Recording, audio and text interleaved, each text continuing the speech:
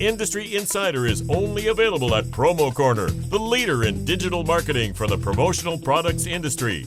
Each Monday, they discuss, dissect, and debate a single issue impacting the world of promotional marketing from every industry perspective. Now, it's time for Promo Corner's Industry Insider. Welcome to another edition of the Industry Insider, your promotional products podcast where you can get all the nerdy news you need to know about. My name is Jeff Franklin, National Accounts Manager with Headwear USA. Joined today by three other lovely folks. But before we get to them, got to tell you this incredible broadcast that you're about to tune into is brought to you from our good friends over at TechWeld, USA Made. In a world filled with worry regarding overseas products, they offer many USA Made products to help separate themselves from the promotional products pack. They've got a lot of FDA compliant products as well. In a time of uncertainty, knowledge that a product is FDA compliant is key in allowing a customer to feel at ease when placing an order. They've got a lot of great custom packaging ideas as well. They like to create new every day with their custom packaging division, and it's a great and that's a great example of that. Obviously, with they've got a whole division dedicated to that. Each box takes on a life of its own, and they can work to meet your custom specification needs regarding packaging. So go check them out at techweld.com. That's TEKWELD.com, and tell them the Industry Insider sent you. And why don't we say hi to Stephen McFadden? How are you doing today, sir? Doing all right. Doing well. It's cold and rainy, but I was going to say you're actually buttoned up and like wearing some over layers. I was going to ask if it's chilly and it finally is. Yeah, finally. It's like 40 and raining, which is beautiful weather. Finally, Meg, he can feel our pain. Yeah, part of it. Took long enough. How are you, Meg? I'm doing good. I'm really hungry. I know we've been talking about food, and I have like chocolate bars and stuff at my desk, and I was just explaining to you guys I'm out of candy corn. It's a problem, but other than that, I'm great. How are you, Jeff?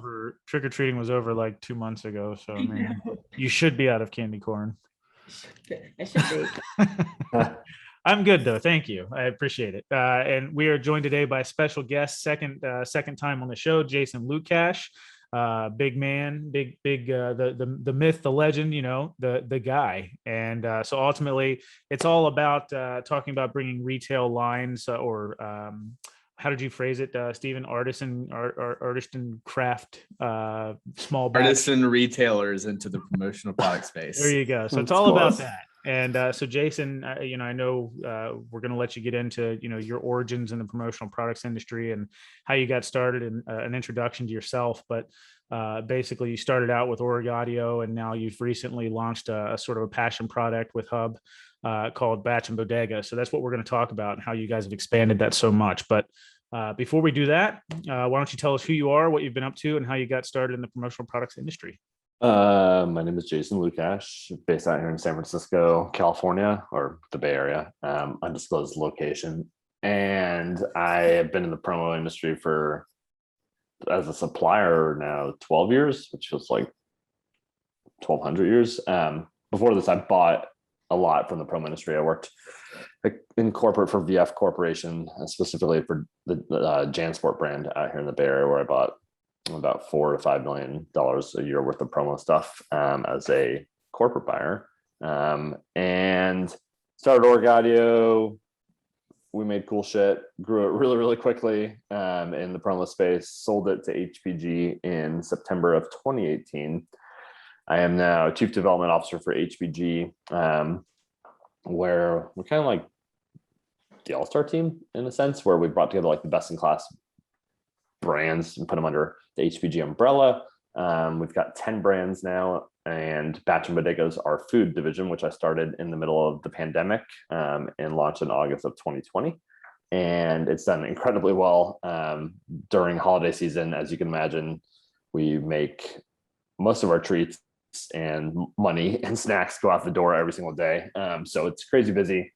Not here because we're not packing stuff in my house, but everything for Batch and Bodega ships out of our Minnesota facility in New Ulm. So it's quite busy. All the shipping and food elves are busy. Well, we're not baking, but wrapping and packing and taping. So I did a really bad job explaining who I am, but I've been in the industry 12 years and I launched a food brand, Batch and Bodega.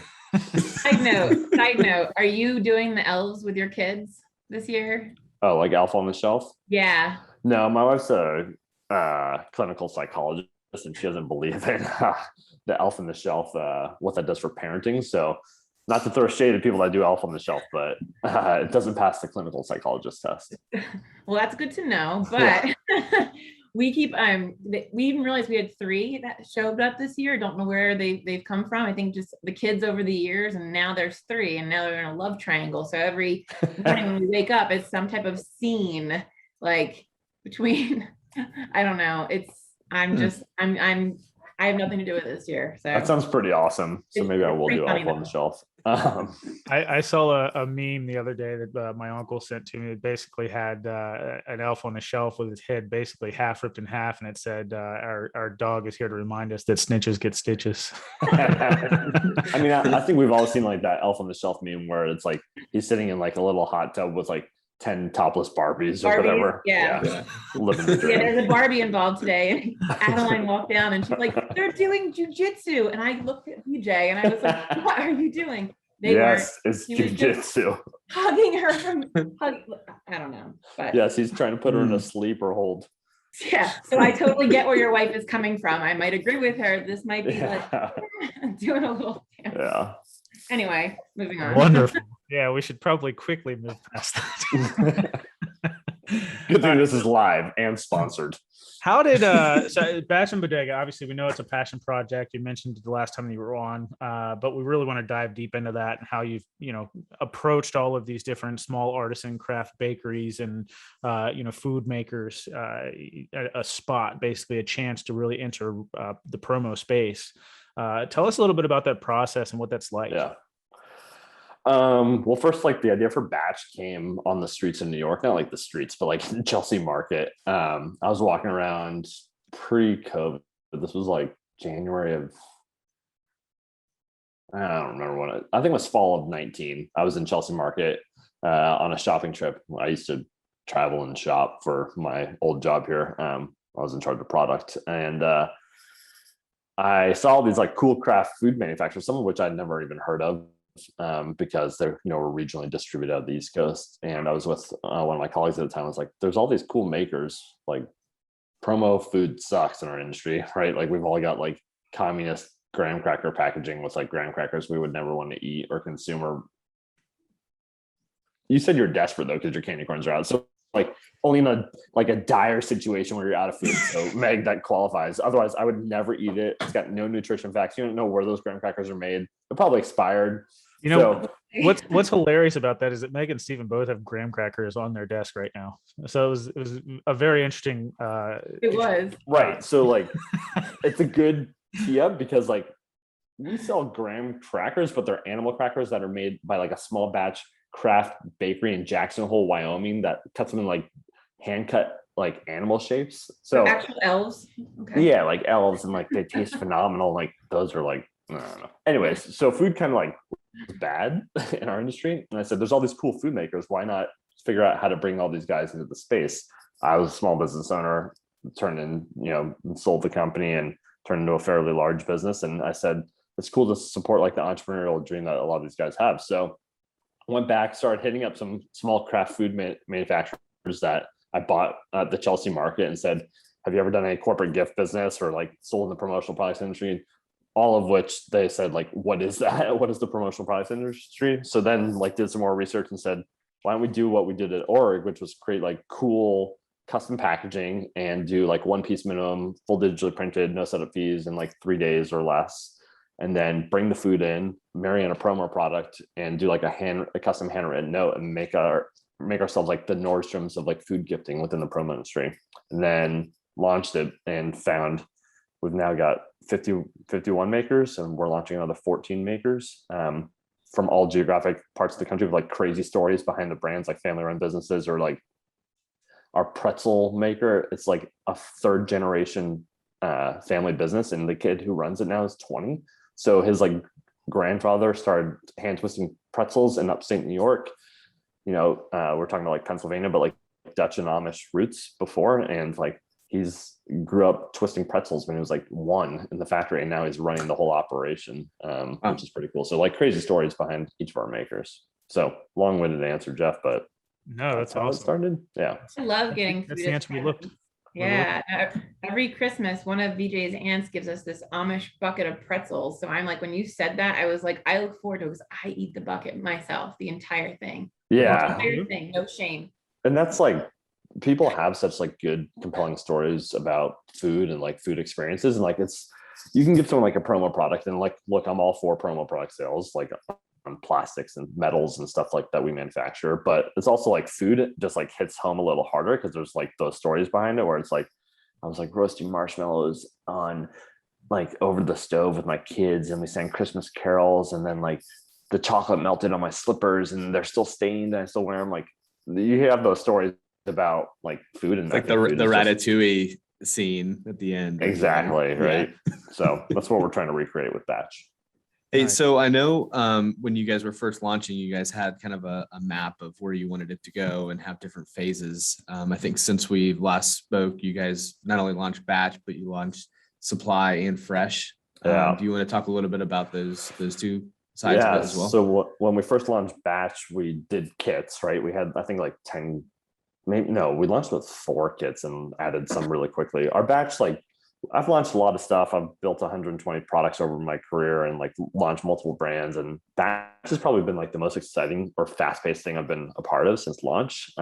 We blew through what we were going to anticipate to be a 4-month forecast in about 4 weeks. And then we blew through our 1-year forecast in 4 months.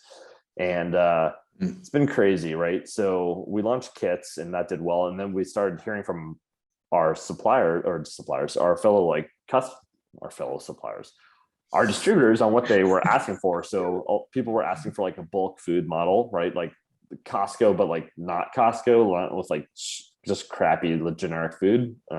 Sorry, Costco, but that's what you are. But so we started going to our makers and saying like, for the SKUs that we're not purchasing and inventorying for our batch kits, we want to be able to offer those on a bulk case program business. So we launched Supply, which is, bulk food direct from our makers' doors to your door, or like if you have to put together your own kit in Apex, North Carolina, you can do that. And then we launched Fresh because people said there's cool fresh food, right? You're selling shelf stable food, right?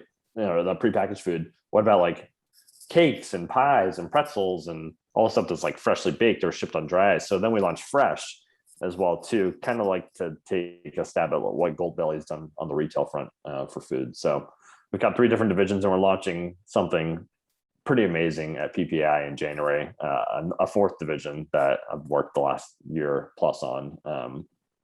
And it's pretty sweet. So Can't wait. Is everything made to order, Jason, or is it are you guys stocking? So everything for our batch kits is stocked. So we buy inventory from our makers based on forecasts and just rolling demand, and then inventory that stuff in Minnesota. And then that stuff is pulled from the shelves and kitted in the box, which is printed in Minnesota as well too. So we're holding inventory on that. The fresh stuff is a drop ship model. So if you place an order for 100, pretzel packs, which Steve McFadden I think just did, it was more than 100, but that gets pushed via like a tech integration to our pretzel maker in Massachusetts, who actually produces fresh and ships overnight on dry ice or on ice to the recipient's door.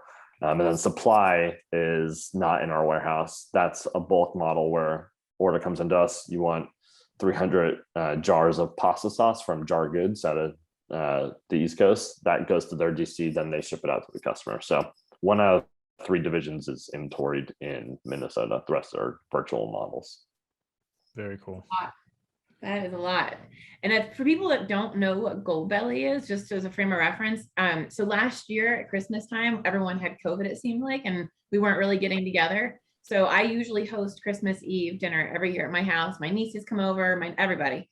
So I was a little upset that we weren't gonna be able to spend time together. So I went on Goldbelly and I ordered actual ramen from some 5-star restaurant in New York City and sent it to everybody. And then we were gonna do a Zoom, but my dad was really, really sick. It's probably like Momofuku. Yeah, so that was such a really cool thing to nice. be able to do. And it sounds like something that's now available for the promo industry when people are working remote and correct. Yeah, we launched everyone in the family. We launched Fresh for that exact reason, right? To kind of, we have a partner with like H&H Bagels out in New York. So if you were typically a supplier that would come into a distributor's office and do breakfast meetings. You could do a virtual breakfast meeting where you would send, 6 dozen bagels and cream cheese and lox to everyone's drop ship, home address or home office across the country on demand. So yeah, kind of the same concept.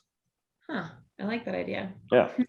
So I know one of the things that me and you had chatted about too. I think there's a few of the places that you found that are also minority owned, because I know that was something that you would try to have some focus on in the industry, which I think we've been lacking on. Do you want to touch on any of those brands or? Yeah, we have a lot that are minority owned, and we have a lot that are women owned, and we have a lot that are women minority owned as well too. So pretty much every business for the most part is a woman-owned business that we partner with. You've got, Justice of the Pies, which is out of Chicago. That's a women minority-owned business. You've got Legally Addictive, which is a women-owned business. You've got, I'd have to look at the list. I can't remember because we have so many now. But what's interesting for Batch is we lead with the maker story most of the time. Like if you got some of our marketing, like, yeah, we market like Batch. It's like, hey, we're available to place orders with, but like we're using the maker story from Legally Addictive in New York or Sober Dough. Like we're telling that maker story and using that in our marketing message, because honestly, like that's more important than the Batch story. We want like customers and distributors to attach to the people who actually made this stuff, or the origin story for why they created their business or decided to launch this, special blend of crackers with chocolate and toffee on top of it. Right. So the maker story is super, super important. And then, if the brand's cool and the food's good and they've got like a special aspect of the business, whether it being like we have a lot of like certified B Corps or women-owned businesses, like that's even more icing on the cake, but it's not something we actively seek out trying to find businesses that are specifically women or minority owned. We find the best quality products, they can meet our demand, be able to scale up, cool packaging, great origin story, and then everything else comes last, I guess. So. And I think that's something that we really wanted to hit on too, was like the scaling up, since you mentioned that. Because I think, Stephen, I don't know if you had the statistic or if it was something that was just coming out of nowhere, but I think there was something you had mentioned with like the businesses when they got involved with Batch were able to increase, their business by like whatever percentage it was. I don't know, Stephen. Yeah, please tell me this statistic that you. I don't know the somehow found statistic that I've made up. Okay. I remember you saying that though. I remember that. You're like by 25% or something crazy. No, I don't know if there's an actual statistic, but I know a couple stories, right? Like our pretzel maker, right, had to add like a third production line and run like 24 hours a day to keep up with demand when we first launched. Okay. Same with our popcorn manufacturer, out of North Carolina, had to add move to a larger facility to be able to meet demand, right? So there's like those stories, which is cool. Like as a guy who started the brand, I guess as a founder, right? Because you're seeing like these businesses grow. Some of them were super small, like Legally Addictive. There was like a 3-person company. They were like the owner was helping make the crackers by hand in Brooklyn. And then like she had to move to a larger facility, has more production now, like created, 4 to 5 additional SKUs. Like you've seen these makers grow over the course of, it's only been a year. So I can only imagine what this looks like, 10 years down the road. And some of our makers have had to go through pain points. Like they weren't able to handle the demand for our industry. So we've actually had to drop makers too that couldn't keep up with our demand, which is unfortunate. But some of these makers just don't have the capabilities to actually like scale up really quickly. And it's, for us, it was a learning curve. We didn't know what this was going to look like going into it. It's absolutely impossible to forecast in our industry. It's even more impossible to forecast a brand new business line that you've got no track record in. So, but it's been interesting to see those like really cool success stories of like, it's like now we've got all these people making our crackers or whatever. I can't help but notice the parallels between the origin story of Work Audio, even with coming into promo, with some of those stories, with you guys. Remember it, man. Yeah. You met us at our first trade show, I think. Yeah. It just shows like the power of promo and having, but like, I feel like salespeople. For Org Audio, like I like kind of knew about the industry from buying from it, but I had no idea how to operate a suppliership within the industry, right? And we were Org Audio, we were retailing, we're like, we'll try promo. But now we've got so much more track record under our belts here, and like HPG's, it's a 1,000 employee company. We've got it was actually easier to launch Batch than to launch anything under Org, because I had like supply chain that would handle things. I had compliance. I had finance, I had operations. Like I'm not physically packing the boxes. Like it made it a lot easier where I could focus on the big idea of what I wanted the brand to look like and how I wanted to launch, and then let the rest of the HPG teams handle each of the specific tasks that they were assigned to get batch live and out for the masses. Now that you've had some years with it and you've seen some of those makers scale up, are you creating case studies and helping new makers as they come on board, like figuring out how to go through those pain points? Because obviously that's not something, like if you're a small business and you've been that way for a decade or longer, you're not used to that kind of increased growth, or you probably don't have that kind of projected plan. Yeah. So when we first started Batch, it was actually like, it wasn't hard. I guess it was kind of hard to recruit makers because we had like nothing to show. It's like, we didn't even have a website. We're like, hey, we want to buy some food from you and put it in these, like, we made a PowerPoint, like these gift boxes. And then people were like, I don't know about this. Like, it seems kind of rinky dink. And now it's actually way easier to recruit makers because and honestly, like, we don't have to recruit makers a lot. We're having makers refer people, or we have we just picked up a new maker that a distributor out of Tennessee just referred to us that's launching with us in January. So like we've had people kick us leads, which is so much easier. And a lot of people have been able to share their success stories, one of our new makers that's launching in January, another maker referred to them and be like, hey, we've been part of this thing. Like it's because for makers it's the exposure, right? Like if you're a regional maker based out of Maine, you're not going to probably sell product to someone in San Diego, right? So the widespread nationwide distribution footprint that the promo industry has been like amazing for these guys, because it's almost like seeding their product or getting their product out there in hopes of scoring more like just generic customers that want to buy their product online from their sites, or hope they get a Whole Foods nationwide. So a lot of these guys are super jazzed on it because it's got their product in hands that would have never been able to touch it before, or even have been able to hear about it. So I have a question that I know what everybody is thinking. Is it too late to order for Christmas? No, it's not. I mean, we scaled up big time. We made like major capital investments. We learned last Christmas where we were running like 24 hours a day to ship batch boxes out in Newell, Minnesota. So we're doing 3-day production right now. So if you're that guy or gal that you just sucked and you forgot about Christmas gifts, like good luck getting something that's not domestically made right now, or something that's in stock. We're in stock for most of our stuff. We bought heavy. So come to Batch, email Nick Latour, or I think it's batch@hbgbrands.com, or you can just email me, but I don't want to give my email. So just email someone or go to the Batch website and you can live chat batchandbodega.com. But yeah, we're running 3 days right now still, and it's not too late. I think the shipping window is like the 15th or something to get stuff there by Christmas. So I've seen it in person, but all the samples and all that. Tell me about the taste testing process, because you gotta try them all, right? I lost like 52 pounds from January 2019 through COVID. Like I didn't put on weight in COVID. And I also I got a Peloton and I bike a lot outside too. But I'll tell you, like the demise of me has been like taste testing the stuff. Like, how you go like wine tasting and there's like the wine bucket there where you spit it if you don't like it. And like whenever you're wine tasting, and I live by Napa, you're like, who's actually spitting in that bucket, right? Why are they wasting wine? I became that guy with food, where I would like chew it, taste it, and then spit it out if I didn't want to like consume the calories. Because especially for a lot of the sugar stuff, we have a lot of like cookies and sweets. Like I was like shaking at my desk from eating this stuff, So, and right, we have 51 makers for our batch now, but like we actually probably got samples. You should have saw my office when this was like concepted. And Steven, you've been in my office. I have like a very big office. Not trying to brag, but it's a big space. And the floor, it was like a minefield of like snacks everywhere. And then for stuff that would make the cut, we'd have like the makers would send us like 3 or 4. So like the cleaning crew, like people were taking them home and like re-gifting them in stockings. Like we had so much just like leftover snacks, but it was pretty hard to taste. But that was like the most important thing. Like you could have a cool story and like cool packaging, but like if it didn't taste good, we weren't gonna put our stamp on it or whatever, especially like my stamp for it. I feel like pretty good taste. I'm kind of a foodie, so It was pretty intense doing it, but I ended up spitting out a lot of stuff in trash cans just because I didn't want to swallow the calories.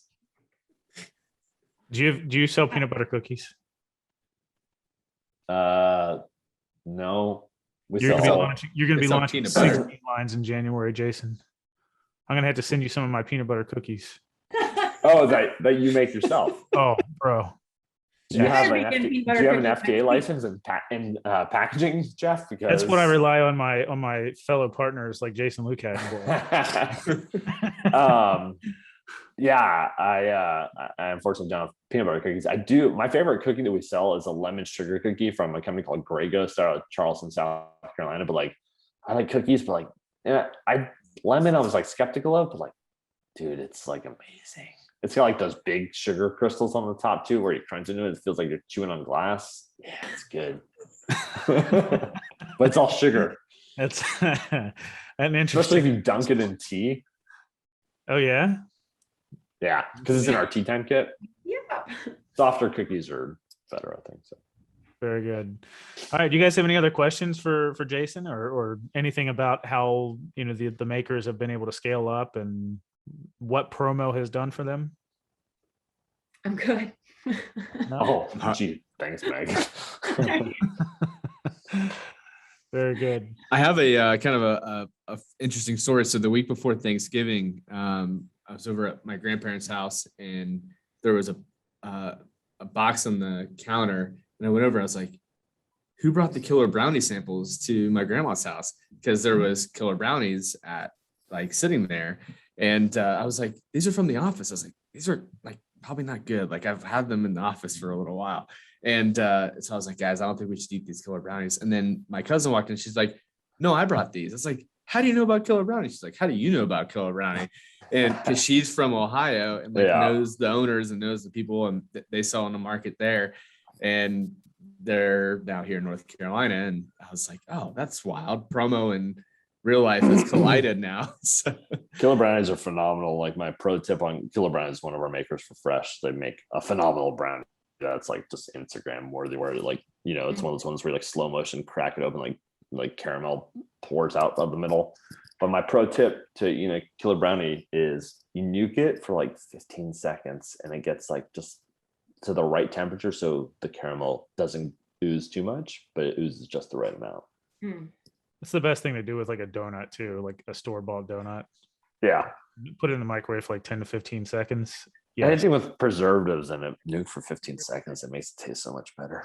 Yeah, but don't do that to cotton candy. We sold cotton candy. What does cotton candy do when you microwave it? It melts very, very quickly. Really? But have you ever nuked a marshmallow? You were talking about marshmallows. Yeah, it expands, right? Makes it better. Yeah, it does make it better. That's the poor man's s'more. That's actually how we make our s'mores. We throw them in the microwave, man. It's actually probably one of the best ways to make s'more. Yeah, and quickest if you just need that calorie consumption quickly. We race and see how quickly I can make one. Just kidding, because I'll hurt myself. Just hold up a light or two and do it. Should we take bets now? Matches. I do have matches. All right, fair enough. Well, if nobody has any other questions, I guess we should go ahead and launch into our rapid fire questions. So Meg, since you're so willing to see how fast you can do something, let's see how fast you can come up with a question for us. All right, marshmallows or candy corn? Marshmallows. Marshmallows. Candy corn? Yeah. Marshmallows. Have you ever melted candy corn? No. Oh, is that a thing? Like drizzle it Probably. over something? Huh. Actually, you know what's really good? And I know this is off top. Well, not really off topic. You mentioned microwaving stuff. The peanut butter M&Ms, you throw a bunch of those in a bowl and stick them in the microwave for like a minute until the middle of them sort of gets molten, So don't eat them right away, let them cool down a little bit, but you just... I'm going to say, is that the secret recipe or secret ingredient in your peanut butter cookies? It's not, but it could be. I mean, I could He always can't tell you. He can't tell you, Jason. He'd have to I'll find out once I start manufacturing it for him. Fair enough. Steven, do you have a question for us? Or would I you have a food related question. Smooth or crunchy peanut butter? Smooth. both? Smooth.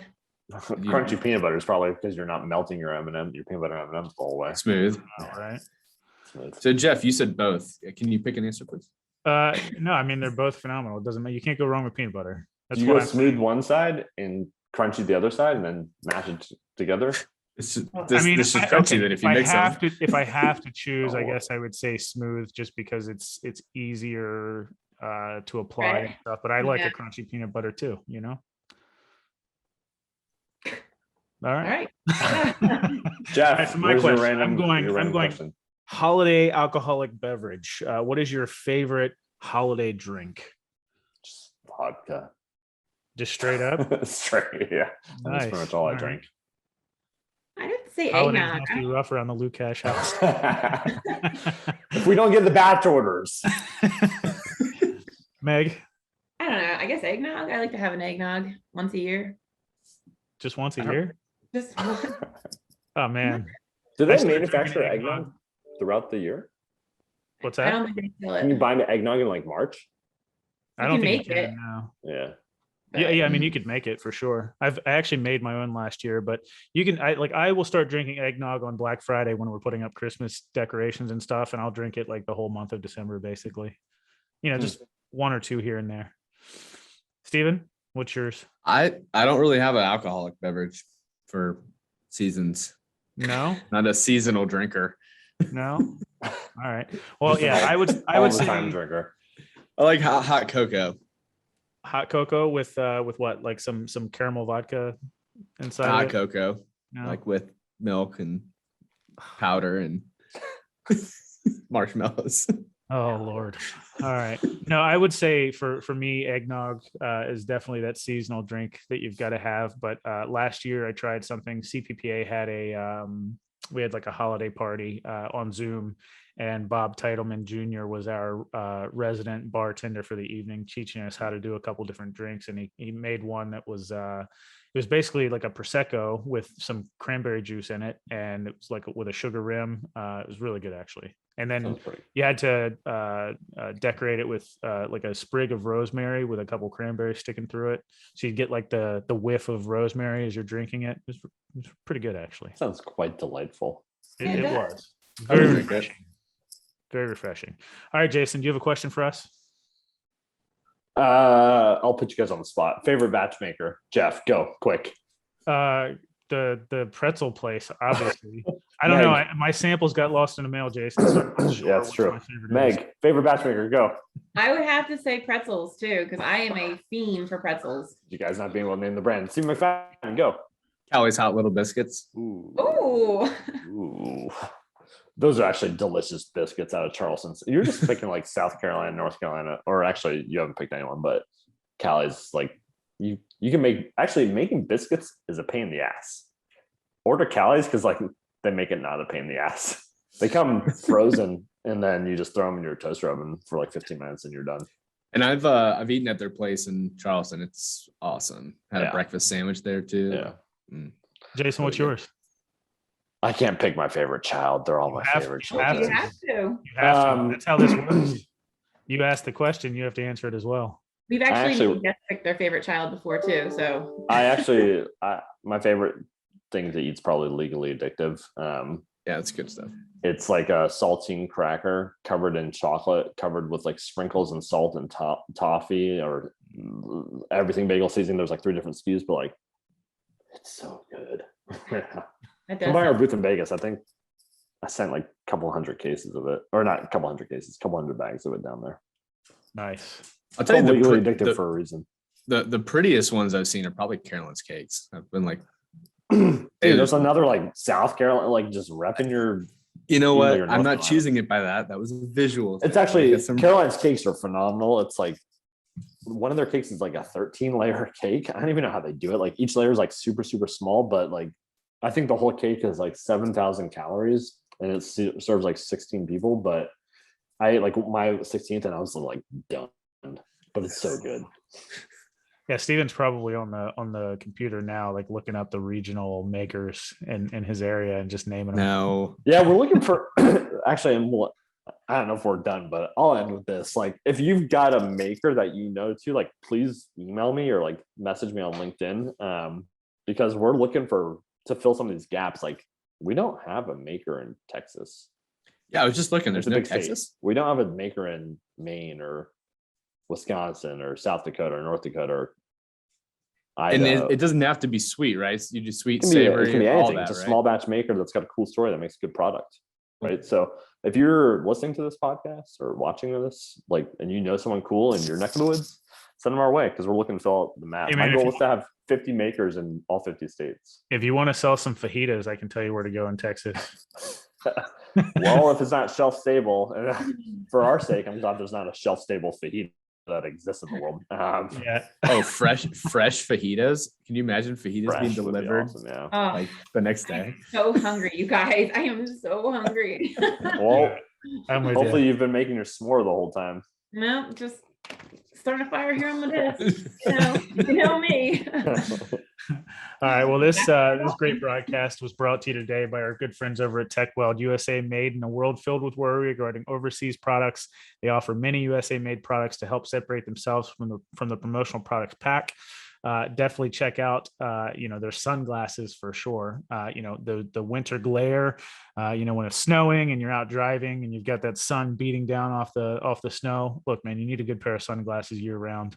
And they were the winner of the Distributor Choice Award in the sunglass category in 2019. And they've got many SKUs that are FDA compliant or FDA approved and offer UVA and UVB protection. And another awesome thing that they do is like their full color lunch boxes. So whether they do a decal print or a full color imprint, TechWeld's full color capabilities on their lunch boxes definitely separate themselves from the pack.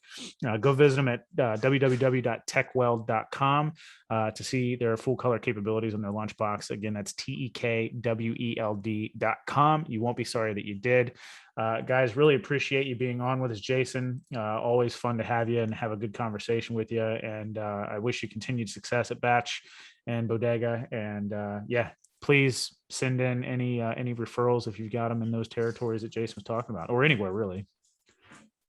Hawaii, where are you at? Oh, Hawaii. Actually, Hawaii is Alaska. Where's your dried seaweed Salmon. snacks or salmon snacks? Yes. Salmon cakes. Thanks, guys. There you go. All right, guys. We'll take it easy. We'll see you next time. Take care. Thank you for listening to this week's episode of Promo Corner's Industry Insider. For more great content from industry thought leaders, including podcasts, blogs, and videos, visit promocorner.com.